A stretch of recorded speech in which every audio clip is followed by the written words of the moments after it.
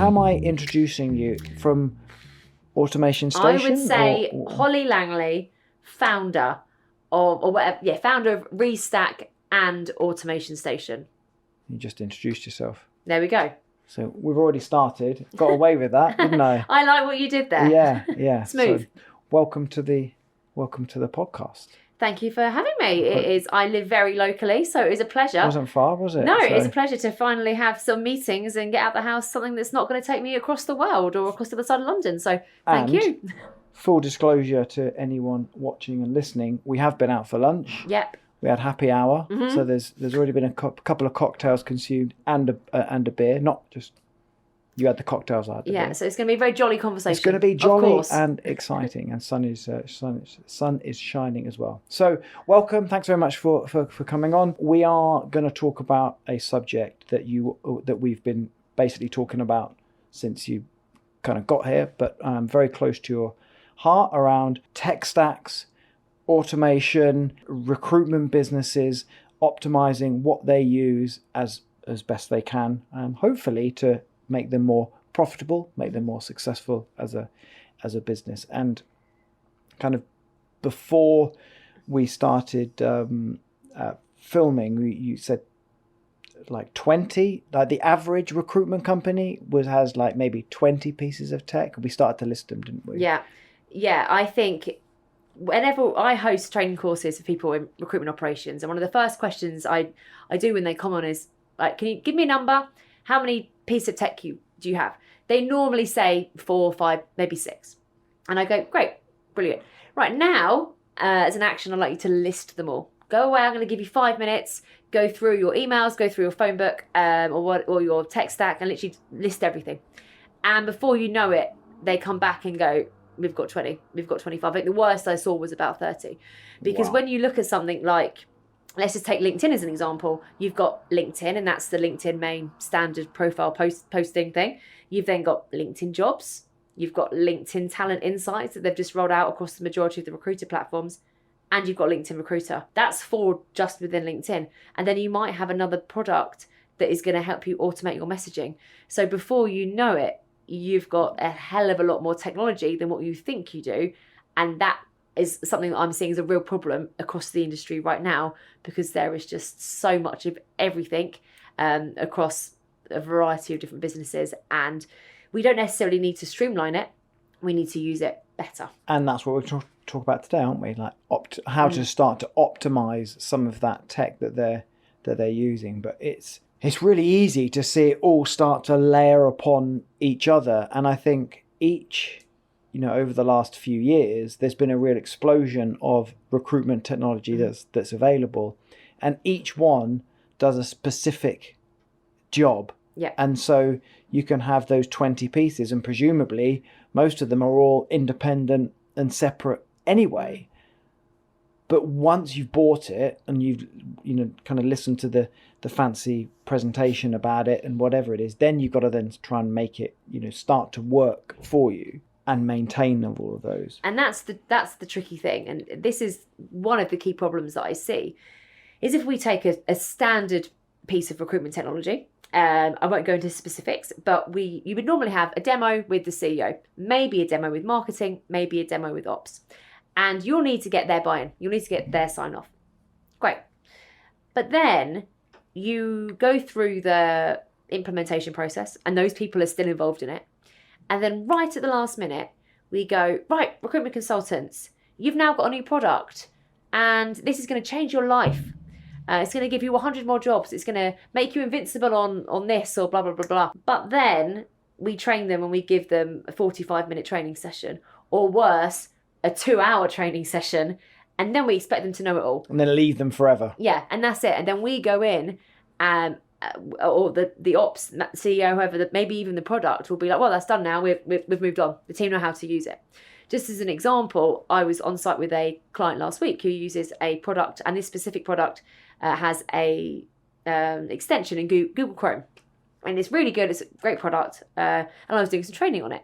So I go over to their desk and I'm like, right, so if you got the extension set up, and out of the 6 consultants I was doing that with, 4 of them didn't have it set up. And their answer was, well, we did have it set up, But then I got a new computer and it just wasn't there. And I was like, okay. So within the next 10 seconds, let's get that back up again. And it was very much Google the name of the extension, add it in, done. And they had it again. And then I said, right, I'm now going to show you how this works. We'll click through it.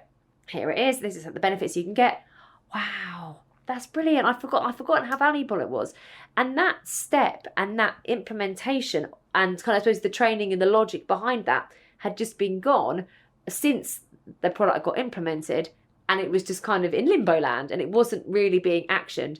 But it's all about making this stuff as part of the daily routine of the consultants and getting them using it and getting their buy-in. Like, there's so many products out there.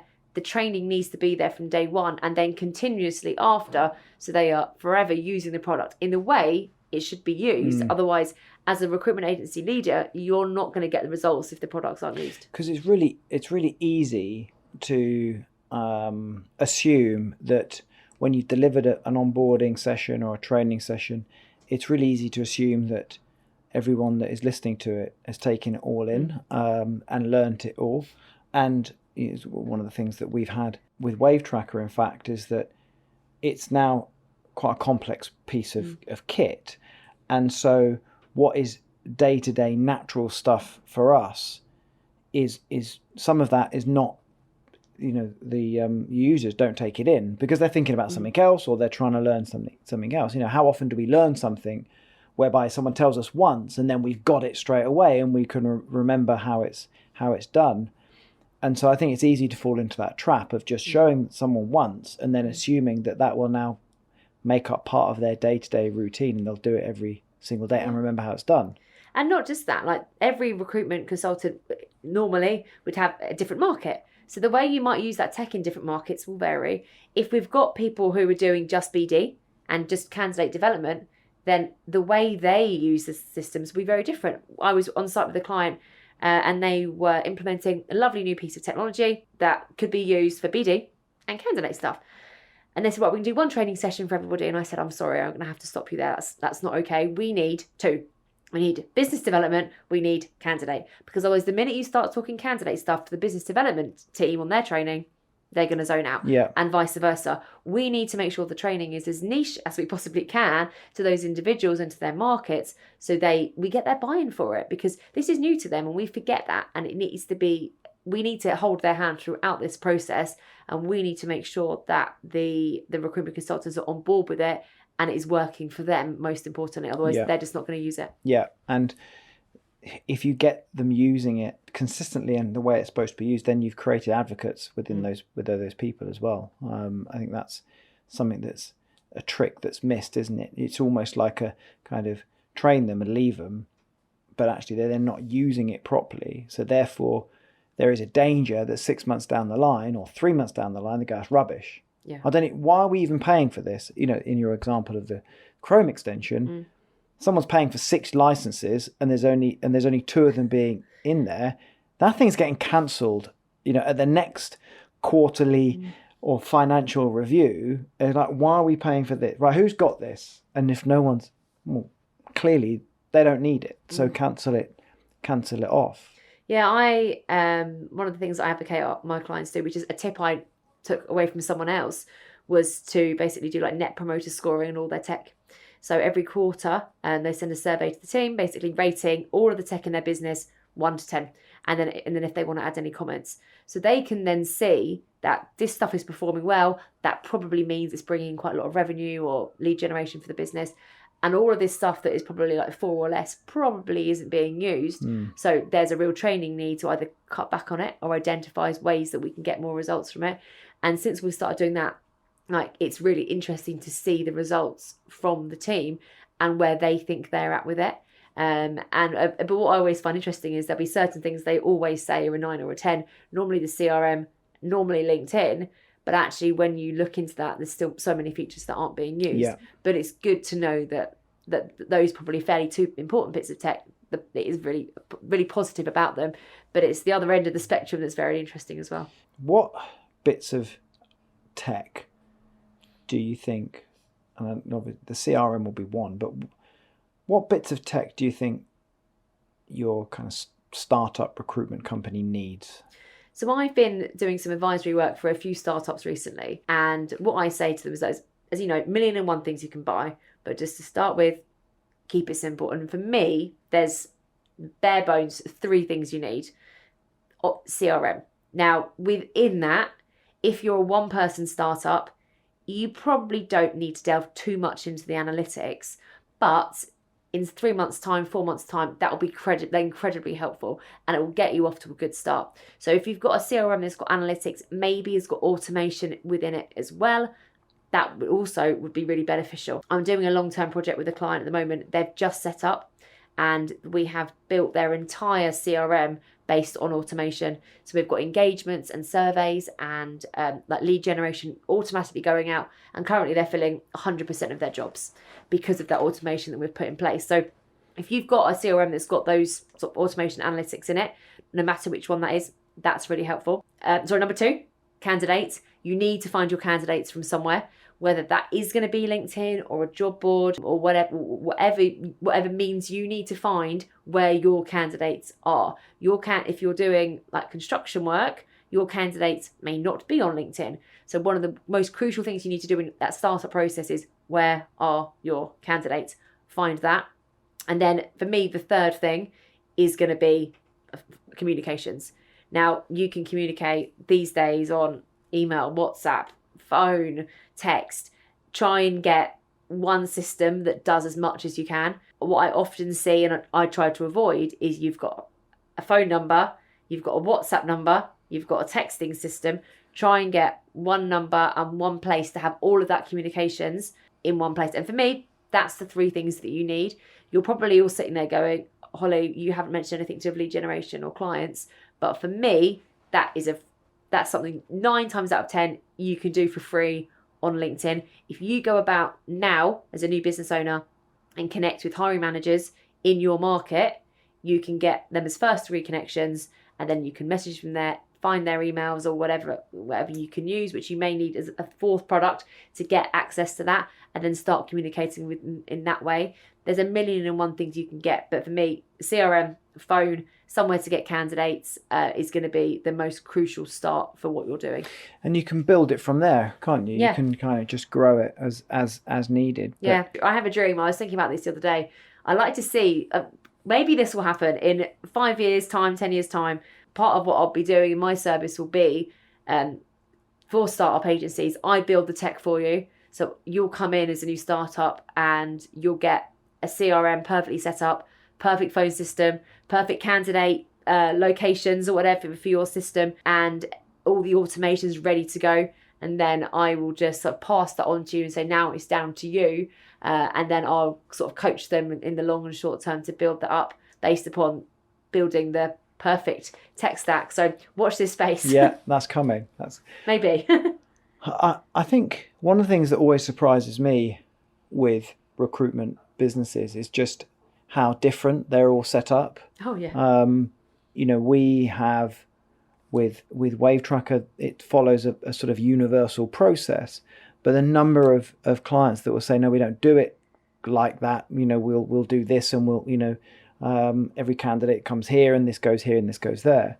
So just thinking about that kind of perfect setup, do you think that actually if everyone started out from a universal, they would probably keep that? Because a lot of their different processes that they've implemented could be workarounds for things that didn't work once and they've discovered another way. Potentially, you're right, and everything is so. There are no 2 businesses the same, and that is also part of the problem with the large amount of the technology that's out there. Is they all have very different processes, and then where the market is ever changing and it has done in the last 4 years, it goes off in even more tangents. And I've got businesses now who are just doing retainer, just doing contingent, just do temp, just do perm, and everything requires a very different setup for whatever process you're following with the end result. So I'm thinking that in regards to your question now, which I've completely forgotten, what was it? Is it? I mean, I have a habit of asking very long question. And I was like, I'm waffling now. long-winded questions. But I think, is it a reason that a lot of businesses are set up differently because they're not using the tech as it was designed to be, and they've created a workaround which is kind of just stuck? So I think, yes, you're right. And some of it is bad habit. I think a lot historically, I'm going to be a bit slightly stereotypical now, a lot of recruitment agencies are run by ex-recruiters, which is brilliant. And let's face it, when you start up a business, the last thing you need to be doing is logging every single candidate and client note and every single perfect email address on your system. So we fast forward down the line and it's just got a bit messy, because 9 times out of 10, when you're a startup, you don't have somebody in ops, which is my background, sitting here going, well, what happens if that happens? And you know what? No, I'm sorry, I can't accept your timesheet on a piece of paper anymore. Or you have to track it within the CRM for me to be able to invoice this. So we just constantly cutting corners because we want quick results. And I think that's part of it. People want stuff to happen yesterday. It needs to happen quickly. So we just kind of have to make do. And sometimes if you have to raise a support ticket, or you have to raise a problem or something with the tech to find an answer, sometimes the tech is saying, no, I'm sorry, we can't do that, because you're the only agency who's ever asked for that very niche thing within your business. So you have to have a workaround to make that work.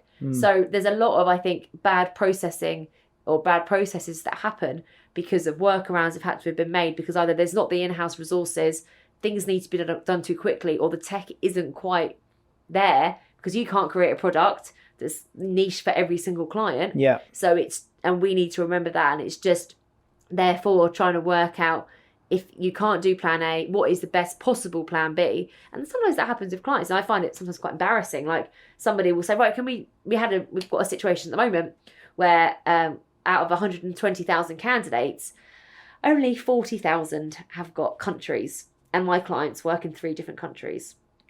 So that's a bit of a problem, because when we're searching, we don't know who is where. We're missing out 60% of the system.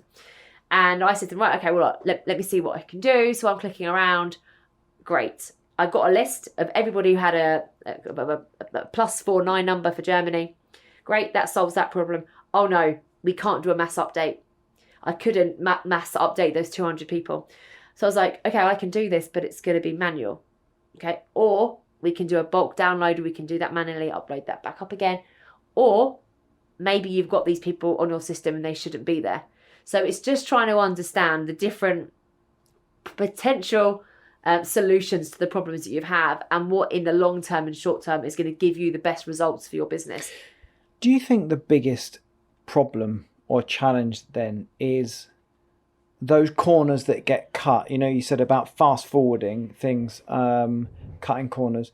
Do you think that then leads to the biggest problem of lack of data, lack of relevant data in these systems? So you're not logging the country because you can't be bothered, because you haven't got time. And of course they're going to be from Germany because that's all you're working on at that moment. Yeah. But 6 months down the line, you're now working in Italy. And so you've got a problem because you don't have that, because you didn't put the data in the first place. Is that the biggest challenge, or is it training that we kind of... I think the data, what you put into the system, whether that is a LinkedIn recruiter search or it is your CRM, or even the search you might do on a job board, whatever you put in is going to spit it out. And that data that goes in, like what's really interesting on this is, before I come back and answer the question, I did a recent search for across all of the CVs, and we were extracting candidates' skills from their CV so we could automatically update the CRM.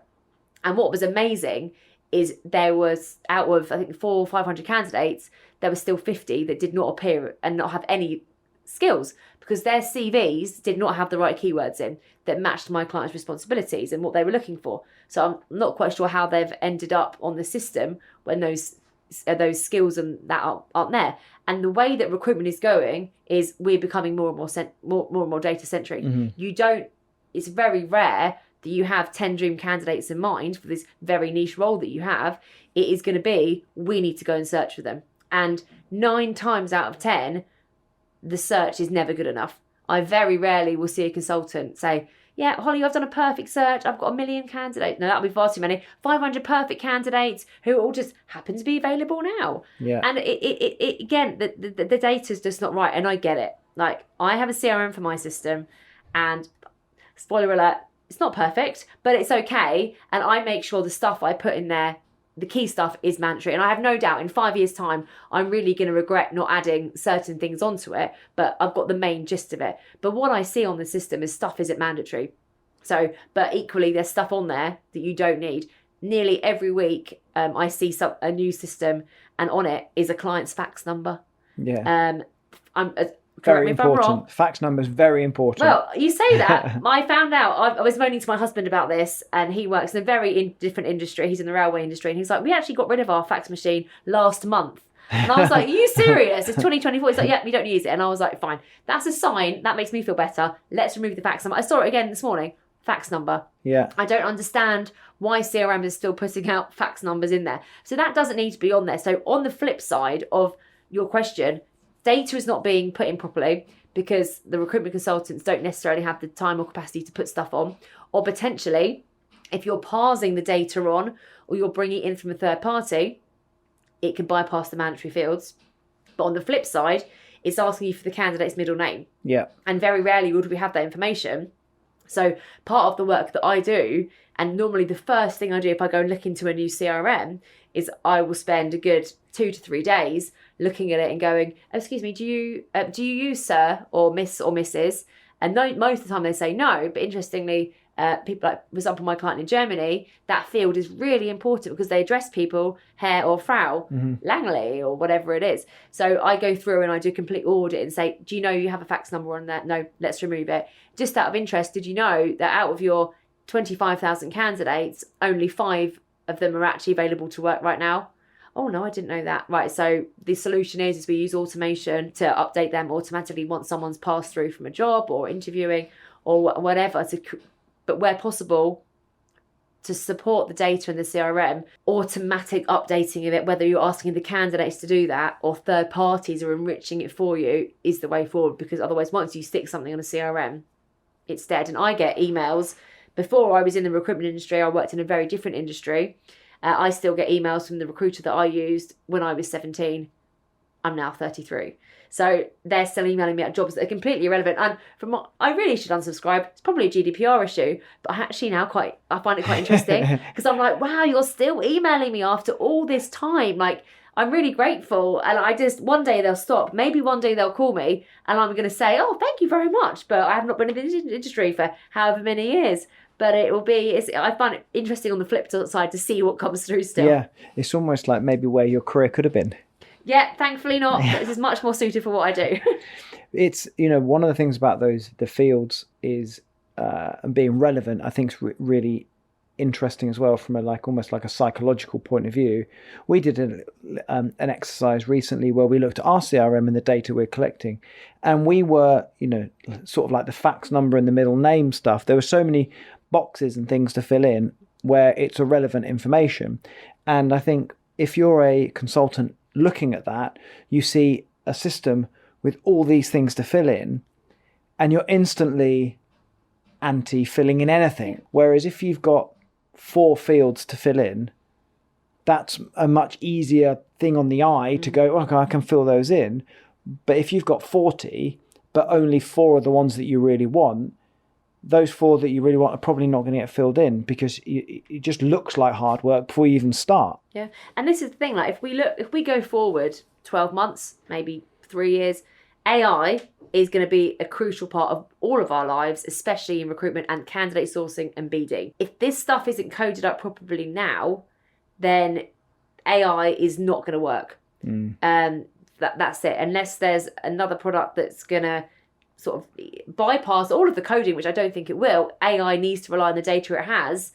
So if your candidates are all coded up as plumbers and actually they're in IT and you've coded them in the wrong way, that's it. That's what they're going to think. So if we fast forward and we're looking at using auto matching and sort of matching candidates for jobs or vice versa automatically, the AI and the data or the tech it's using can only pull off exactly what it knows and what it knows best. So it's really important. If you're listening to this and you're sitting here thinking, oh my god, this is a bit of a nightmare, like, don't worry, it doesn't have to be that hard.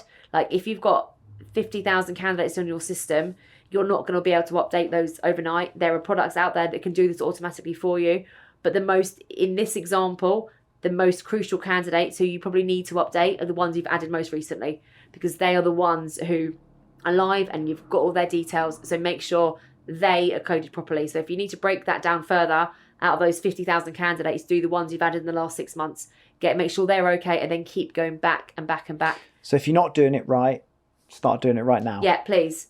And just look at it and pretend that you're going to add a candidate. Pretend you're going to add a contact. Oh God, I'm giving away all my secrets. Pretend that you're going to add a placement. And if it's a perm placement, you do not need pay and charge on there, because that is for contract only. So just go through it, list it, tidy it up, speak to your customer success managers or whatever technology that you've got about how you can make sure the data is right and how they can import data into your system correctly. And it will really help you set the right precedent going forward. Just be good now. Please, yeah. One of the things that was really prevalent for us for a while with Wave Tracker was the word integration. Integrate. And I think we went through a period whereby everyone wanted everything to integrate to each other. Mm-hmm.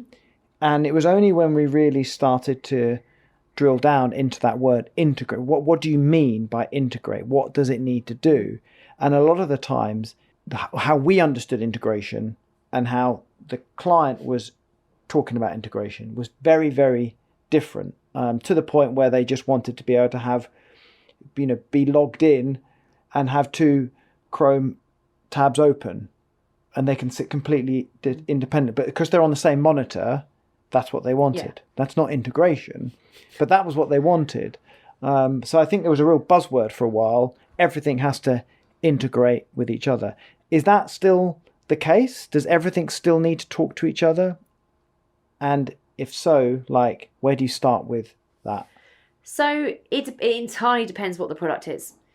If you've got a product that does your automatic LinkedIn posting and scheduling for you, that does not need to integrate with anything apart from LinkedIn. That does not need to be on your CRM. However, if we are looking at something like the world that you guys are in, where you're adding candidates from places and you're getting thousands of applicants for jobs to come through, that they need to go into your CRM as quickly as possible. Now, the biggest thing I think people worry about is kind of, does this need to integrate? Does it not? For me, it comes back to the data again. So if there is a large amount of data that is parsing manually from one place to the other, then you need an integration. If you were doing 50 perm invoices a week, which would be lovely, wouldn't it? And you are manually putting those into your accounting system, and you've got a member of staff whose full-time job it is to manually do those invoices and put them on Xero or something, an automatic integration is probably a good idea, simply because that person is not going to miss any. If we look at something like a timesheet system, 9 times out of 10, that integration with your CRM is vital. Otherwise, you're going to have a contractor, they're going to come on, you're going to do the placement form within the system, and then they start, and you've got to do that exact same process on a very different system. But for a very small amount of money, that can integrate, which is going to save your operations team and your marketing team, not your marketing team, but like your recruitment consultants, a significant amount of time, because they don't have to put that data. So for me, you need to work out what data is mainly in your CRM, and then where does that need to go to? A really good example of this is, in my old company, we used HubSpot for marketing. And this is long before sort of any of the automation tools that there are now. So if the recruitment consultants wanted to send something, I'd get an email and they'd say, urgent, we need this put into HubSpot. And I was like, great. Everything's always urgent. Obviously urgent. And I obviously had nothing else to do. So I had to go in and go onto the CRM, download a CSV, make sure they were involved in it. That would take 2 to 3 minutes. Then make sure that was all correct. Upload it to the HubSpot. Yeah, that's another 5 minutes. Tell the recruitment consultant that it's done. That was 10 minutes. And then the problem is you had segmented data. So we had all of our lovely candidates and contacts over here, but we also had them over here. And we were understanding that this person had opened the email 10 times, and this person had viewed the website, this person had downloaded our PDF. But over there, we didn't know that. So we would then call the client and say, how are you getting on? And they were like, you just emailed me 5 minutes ago. Oh yeah, sorry, we did. So it's trying to work out really what needs to be in the same place. Now, there are some products out there that have integrations, and the integrations are on the whole pretty good. And there are others who don't have a specific, like they're not in the marketplace or they're not a preferred supplier, but their integration is really good as well. It's just working out like the data that you have and really what actually needs to work mainly within your CRM to get you the results that you need.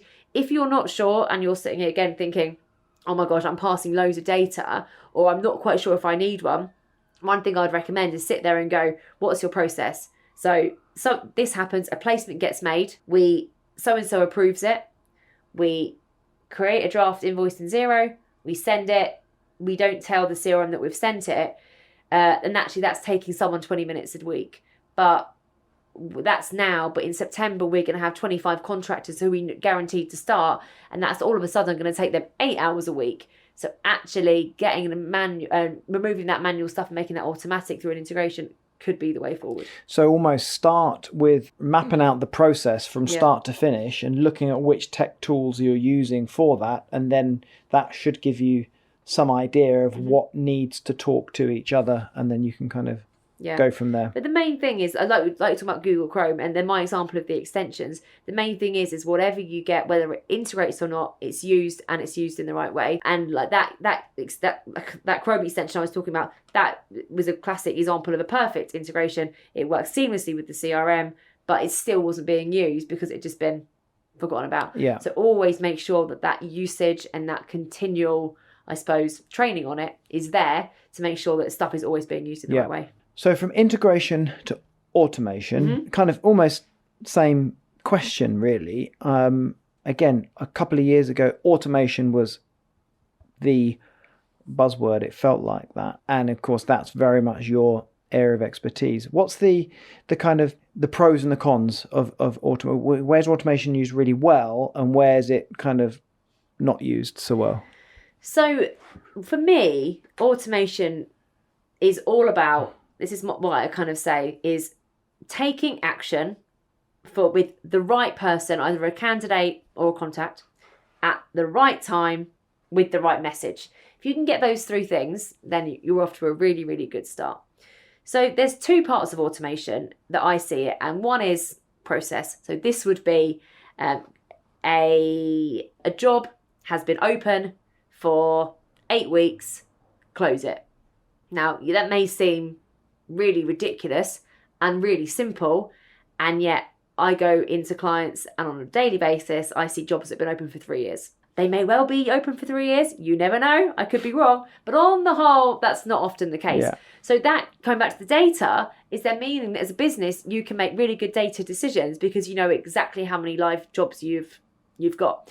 So there's all of that process stuff, and also things like a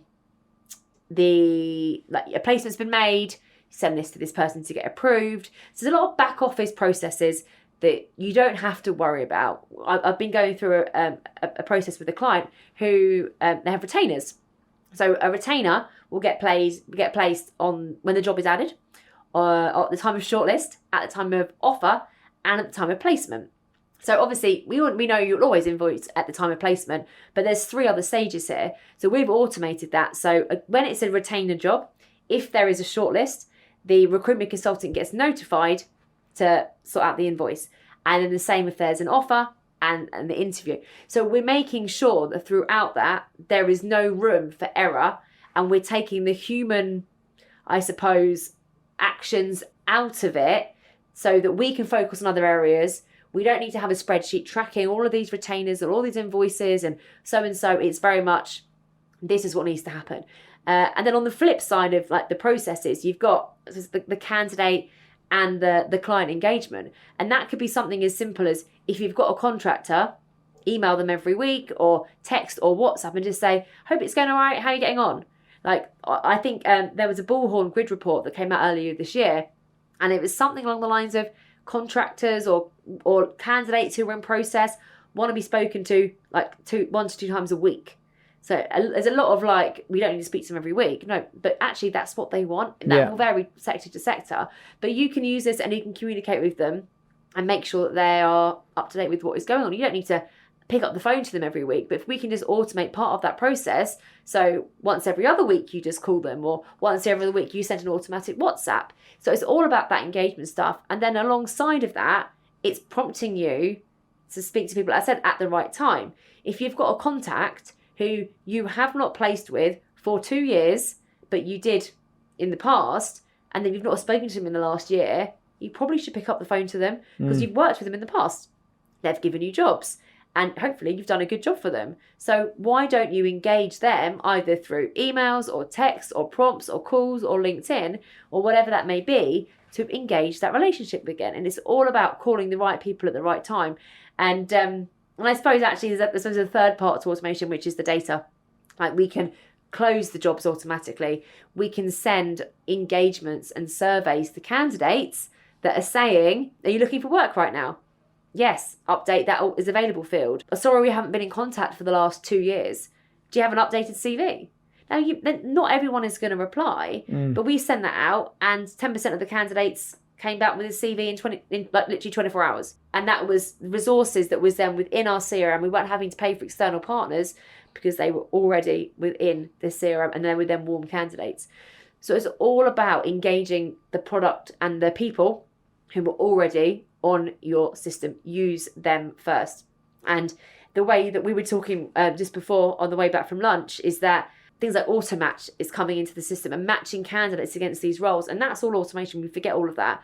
And there's so much that can be done. And when we look at sort of clean data, getting the right communication message, and then sort of throwing AI on top of that, it's going to be a really profitable option for a recruitment business to go down this route because they should get some really good results off the back of it. And the important thing with this is always to remember that it's not actually taking away from what you said first, talking to the right people at the right time.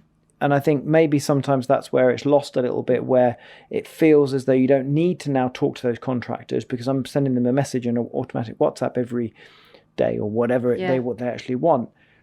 But that only works if you then layer on top the human element where you actually ring them and speak to them or respond to their response of your automatic WhatsApp. You know, if they come back and say, yeah, I would like to have a chat, then you then you ring them and then speak to them.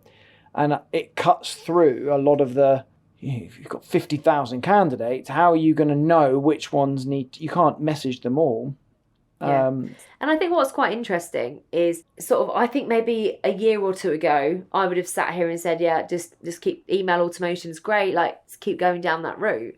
And actually the market has changed significantly. I don't know about you, but I'm inundated on emails constantly from salespeople or people who I know, which are great. And then all of a sudden I start the day at 7:00 with 2 emails. And by lunchtime I've got 30 I've got to deal with. So we can't just be automatically emailing people. We need to have those calls. We need to have a reminder to drop them a LinkedIn message. And the way that I see automation work best is, I thought everyone is calling omni-channel recruitment right now. So yeah, you're calling them. You might drop them a text, maybe even a WhatsApp, because I think WhatsApp is quite a preferred communication method at the moment. And you're going to call them and you're going to LinkedIn and then you're probably going to call them again or whatever that is. Use whatever means you can to communicate with these people, because the way that one generation or even one candidate wants to be communicated with is different from someone else. If you sent me a text, I probably won't reply because my primary communication with my clients, my family, my friends is WhatsApp. So if you want to get hold of me, drop me a WhatsApp. So it's all about sort of what is the best message for that person. So if we can start communicating in a variety of different ways through automation, that is really helpful. And what I tend to do is, if I am doing a prompt that might say, we'd recommend you calling this person because you haven't spoken to them in 6 months, we add in, my best practice is add in tips, ideally from like the internal learning and development manager, or we can create some that will say something like, reminder, invite them to our next drinks event, or ask them how they're founding the new release of this product, or blah, blah, blah, blah, blah. So you're not necessarily looking back at the notes within the CRM. It's from a learning and development point of view. Ask open questions or prompts to make sure the recruitment consultants have the best possible chance of success on that phone call. Yeah. Do you know, I think talking about the emails and everyone selling over emails, one thing that drives me nuts, and the real differentiator for me is you'll get an email and then you'll normally get a LinkedIn message. You get these kind of, other emails going, I'm just floating this back up to the top of your, just instant delete. Whereas if someone's doing that, and then I get a message that they've tried to ring, that really works, because suddenly you go, that's a real person. Yeah. Because a lot of these time you look at these emails and go, I don't think you're a real person. I don't think you're real. Whereas if they suddenly then ring you, it still might not be real, but it joins the dots together. And I think the importance of having someone that is still human try to ring you, I think really adds a lot of kudos. Yeah, I would agree entirely. There's real value in that. And I get a lot of emails saying from people who think I'm a recruitment agency owner. And because obviously I'm an owner of a business in the recruitment industry, so I get probably 5 or 10 emails a day selling me a product saying we can get you more candidates, or we can, here's a new recruitment website that's going to advertise your jobs really easily, or whatever that may be. And sorry about all no, this. It's not. Do you know what? It's not you, but I realise those 2 examples made it sound like you. And then it's not us. Our marketing team is so much better than that. So I started ignoring them, but I now reply, and I now reply, and I'm like, thank you for your email. Just so you know, I'm not a recruitment agency owner. I do something very different. And then I might say something like, feel free to understand a bit more what I do, and then let's chat. But it blows my mind. There's how many stuff goes out, and they've clearly done no research whatsoever. It's fairly obvious. I do not run a recruitment agency. If you're connected with me on LinkedIn, it's even more obvious. And that person who sent that email and I replied, he then added me on LinkedIn, and he was like sorry, that's kind of, it was very automated. I was like, I know, but you need to get that personalisation right. You can't hide behind emails. You need to still be a person in front of a person. The industry that we're in, we're putting top talent with top clients. That's what we want. And it's human to human. And we need to have that throughout the entire life cycle of everything that we do. Whether you're a supplier, whether you're speaking to candidates or clients, keep it human. And that's where I think your agency will stand out, because you've got that real personal touch, which sometimes has been forgotten about. And that's the negative of automation. You get it wrong and it can really annoy some people and really turn them off your brand, presumably. Kind of almost wrapping up, what do you think you would say, what would be your final sort of top 3 bits of advice for a startup? I know we talked about what tech to have, but you're speaking to a lot of recruiters now. So what would be your advice? Yeah, I think these probably go for agencies of any size, really. Dedicate time to using what you've got. You're paying for these products. Let's face it, it's not cheap, whatever you're paying for, I can imagine. Use it. If you're not happy with it, call that supplier, get them on the phone, get a meeting booked in, and tell them you're not happy with it. If you've got 6 months left in your contract with them, please don't just sit there and begrudge it and moan about it. Take action now to get your money's worth. Nearly every supplier in the industry has an account manager. They have customer success managers who are there to support you and make sure that those suppliers deliver for you.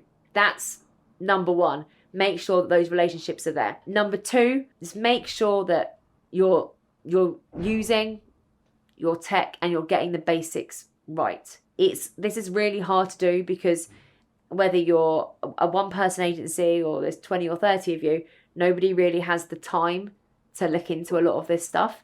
But if you could dedicate an hour a week, worst case an hour a month, just to looking at what you're doing, looking at what your sales team are doing, understand how they're using stuff, working out what improvements you can make, then that is going to supplement those conversations you're having with your account managers even more, because you know your business better than anybody else. You can support your team. One of my favourite tips, and this is for anything in our industry, really. You could use this for anything that you do.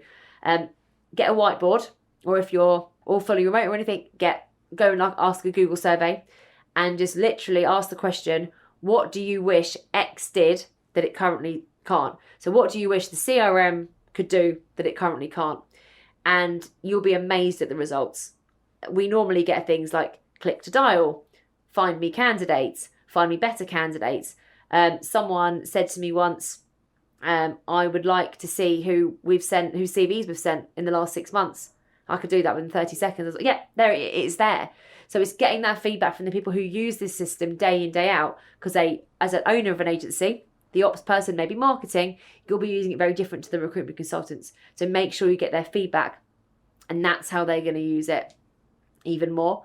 And then my third thing, I think, is coming back to the data. Like, if you've got a big CRM or a small one, don't worry too much about the past right now. Don't panic, but make sure that going forward, you're getting the right information and it's feeding into your system correctly. So you've got the best chance of success going forward. And then step 2 of that is start working through your historic data. If you're interested in products that can help do this for you and help clean that up, give me a shout out, and I can give you some suggestions and ways to do this. But if you can sort of get your tech integrated properly through feedback from the suppliers and working with them, because they've got your best interests at heart, if you can get your consultants in your team trained and using this, and then on the third part have really good data in line and supporting all of that, you're going to be in a really good place to have a very profitable recruitment business going forwards, which is, I'm sure, what you want. That's brilliant. I think just on the kind of idea of time, like, you don't have time unless you can equate that to being more successful and more profitable. So changing those processes and reviewing those processes to be more successful or more profitable suddenly changes the dynamic, the optics on I don't have time.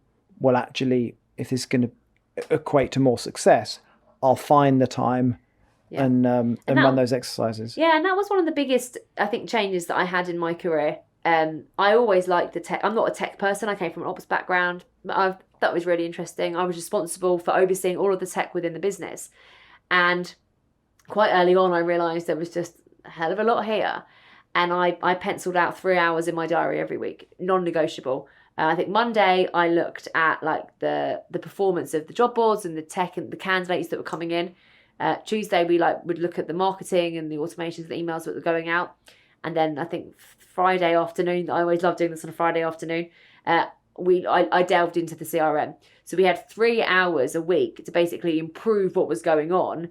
Therefore, we didn't really leave it for too long. So we were always on top of this. And having that time and investment was amazing. I'm very thankful that I kind of realised that early on that was like the long-term goal. But when you're in operations, like, stuff is happening constantly. You've got contractors coming in left, right and centre. This is happening in the office. This person still can't log into their computer despite being here for 6 months. So having that non-negotiable time was one of the best things that I did. And there's an amazing YouTube video out there that one day I'm going to repurpose and rewrite specifically for our industry. But what they're saying is, if you look at the cost of all of the tech you're paying for, the odds are that is probably more expensive than one of your employees. And you need that tech because as underpinning the majority of your business. If your CRM, if it disappeared right now, you probably would have nothing as a business. So why aren't we dedicating time, resource, reviews, like relationship management with it to get it working in the way that we do? So the tech that I have within my business, I try and look after it. I review it every quarter, and if it doesn't perform, I let it know, and I either make changes to it, either through my internal processes, or I get on the call to my suppliers and I say, look, this isn't working for me right now. What are we going to do? And for me, that gradual improvement and that always sort of reflection and that time spent on those products, which is actually, as a business, one of the biggest expenses I have, is what gets me in the right place. And I recommend my clients do that as well. And it's a funny thing, sort of saying, look, treat your tech like it's an employee. But if you think about the logic behind it and the spend behind it, kind of makes total sense. Then on the flip side of this, I'm now going off on a lovely tangent. When we have quarterly reviews or annual reviews with our recruitment consultants, I never see anyone talk about the tech. They go, how are you performing? You didn't hit your KPIs. This isn't right, or this was great. You've overachieved there. Nobody really looks at it and says, well, how come you did overachieve this quarter? What were you doing differently? How did the tech support you in that? Or look, I can see that you're really struggling to get jobs in at the moment. Like, how can we, as a business, support you from a tech point of view? Are you using that? That never happens. It's just you're not bringing in more jobs. Well, you need to make more calls. There's very little like, well, if we could automate this process, or if we could use automation to tell you who to call, would that help? We need to bring all of this in together and really create an environment within our business and with our cultures where it's one sort of ecosystem of technology first and people first and employees first to create something that really, really works. Yeah.